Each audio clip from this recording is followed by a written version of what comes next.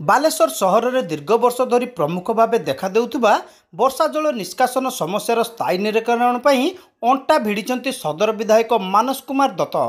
ପୂର୍ବରୁ ଚିଡ଼ିଆପୋଲ ନିକଟରେ ମହାନାଳର ପୁନରୁଦ୍ଧାର ସମ୍ପର୍କରେ ବିଭାଗୀୟ ଅଧିକାରୀଙ୍କ ସହ ଆଲୋଚନା କରିଥିବା ବେଳେ ବିଧାୟକ ଶ୍ରୀ ଦତ୍ତ ପୌରପାଳିକାର 24 ନମ୍ବର ୱାର୍ଡ ପରିଦର୍ଶନ ସହ ମହାନାଳ ନେଇ ଜଳ ନିଷ୍କାସନକୁ ନେଇ ଦେଖାଦେଇଥିବା ସମସ୍ୟା ସମ୍ପର୍କରେ ସ୍ଥାନୀୟ ଅଞ୍ଚଳବାସୀଙ୍କଠାରୁ ପଚାରି ବୁଝିଥିଲେ। 24 ନମ୍ବର ୱାର୍ଡରେ ମହାନାଳ ବୁଢ଼ାବଳଙ୍ଗ ନଦୀରେ ମିଶୁଥିବା ବେଳେ ସହରର ସମସ୍ତ ବର୍ଷା ଜଳ ସମ୍ପୃକ୍ତ ଅଞ୍ଚଳ ଦେଇ ନିଷ୍କାସିତ ହୋଇଥାଏ। ଫଳରେ ବର୍ଷା ଦିନେ ମହାନାଳର ବର୍ଷା ଜଳ ବନ୍ୟାର ଆକାର ନେଇଥାଏ।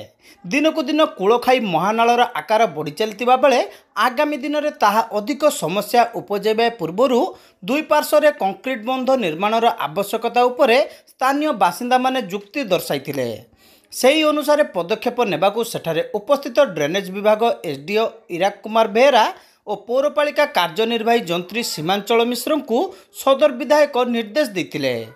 ବାଲେଶ୍ୱର ସହରର ଆଖପାଖ ଅଞ୍ଚଳ ଓ ସହର ମଧ୍ୟ ଦେଇ ଯାଇଥିବା ମୋଟ 6 ଗୋଟି ମହାନାଳର ସଂସ୍କାର ଯୋଜନା ପାଇଁ ବର୍ତ୍ତମାନ ଡିପିଆର୍ ପ୍ରସ୍ତୁତ ହୋଇଥିବା ବେଳେ 24 ନମ୍ବର ୱାର୍ଡ ଦେଇ ଯାଇଥିବା ମହାନାଳର ଅଂଶ ସେଥିରେ ସାମିଲ ହୋଇନଥିବା ଜଣାପଡ଼ିବା ପରେ ତୁରନ୍ତ ସମ୍ପୃକ୍ତ ଅଂଶକୁ ଯୋଡ଼ିବା ପାଇଁ ନିର୍ଦ୍ଦେଶ ଦେଇଥିଲେ ମାନସ ଦତ୍ତ। ବିଭିନ୍ନ ସ୍ଥାନରେ ମହାନାଳ ଅବରୋଧ ହେବାକୁ ନେଇ ଶ୍ରୀ ଦତ୍ତ ଉଦ୍ବେଗ ପ୍ରକାଶ କରିବା ସହ ମହାନାଳ ପୁନରୁଦ୍ଧାର କାର୍ଯ୍ୟ ଆରମ୍ଭ ପୂର୍ବରୁ ପ୍ରଥମେ ଅବରୋଧ ହଟାଇବାକୁ ବିଭାଗୀୟ ଅଧିକାରୀଙ୍କୁ ପରାମର୍ଶ ଦେଇଥିଲେ। ସେହିପରି ନାଳଗୁଡ଼ିକର ସମସ୍ତ କାର୍ଯ୍ୟ କଂକ୍ରିଟ ମାଧ୍ୟମରେ କରିବାକୁ ସେ ନିର୍ଦ୍ଦେଶ ଦେଇଥିଲେ।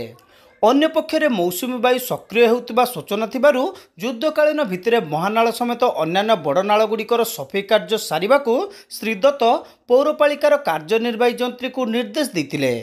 ଉଦ୍ବୃତ୍ତ ବର୍ଷା ଜଳ ନିଷ୍କାସନକୁ ନେଇ ସହରବାସୀ ଦୀର୍ଘଦିନ ଧରି ଯେଉଁ ସମସ୍ୟା ଭୋଗୁଛନ୍ତି ଆଗାମୀ ଦିନରେ ଯେପରି ତାହାର ପୁନରାବୃତ୍ତି ନ ହୁଏ ସେଥିପ୍ରତି ପ୍ରାଥମିକତା ଦେବାକୁ ବିଧାୟକ ଶ୍ରୀ ଦତ୍ତ କହିଥିଲେ।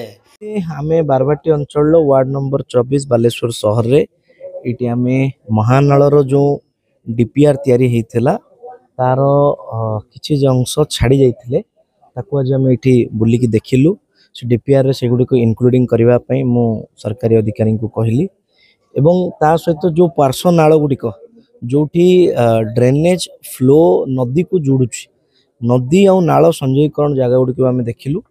ବିଶେଷ କରିକି ବାଲେଶ୍ୱରରେ ଇଏ ଅସୁବିଧା ଦୀର୍ଘ ଦିନର ସମସ୍ୟା ହେଉଛି कि एठी अल्प वर्षा हेले नाଳ फुलीजाए नाଳରୁ ବନ୍ୟାର ପରିସ୍ଥିତି ସୃଷ୍ଟି ହୁଏ।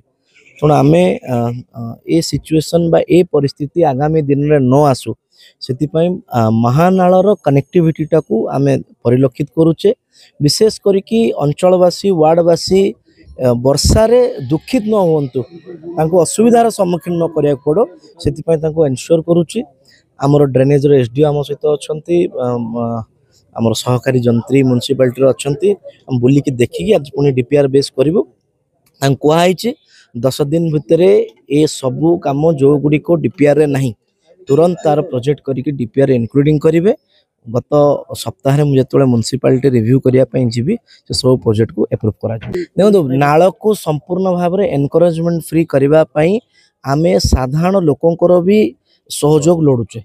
विशेष करिकी बहु जगार आम देखुचे जो व्यक्तिगत स्थान भी आसूची किंतु व्यक्तिगत स्थान रे आमे सही साधारण लोकंर आवश्यकता अच्छी जो माने सहृदय नाल पाई ड्रेनेज पाई ये जो विराट समस्या देखा जाउची वर्षा दिन रे से समस्या रो निराकरण पाई लोके स्व मोटर तांको जगह को सरकार को दे दियंतु एनकरेजमेंट फ्री कर दियंतु जहाँ द्वारा आमे समस्ते drain water management rain water management और स्ट्रॉम वाटर मैनेजमेंट ये तीनटा जाक सुरखुर हो पार। बालेश्वर पौरपालिकार काउंसिलर नित्य गोपाल सिंह, वरिष्ठ नेता रविनारायण महापात्र, परशुराम बेहेरा, गौरांग दास, गंगाधर राउत, उपेन्द्र शतपथी, अनंत नायक, धीरज महांती, लोकनाथ भूया, बीजेपी वार्ड सभापति अशोक दास, विवरंजन महाराणा, अनंत सिंह, शंभुनाथ बेहेरा, तपन नंदी, संजीव महमंत, जोगेन्द्र खिलार, अनादि साहू, गोपीनाथ सेठी, आशालता बाड़ी, जितेन्द्र खिलार प्रमुखों समेत बहु ग्रामवासी उपस्थित थिले।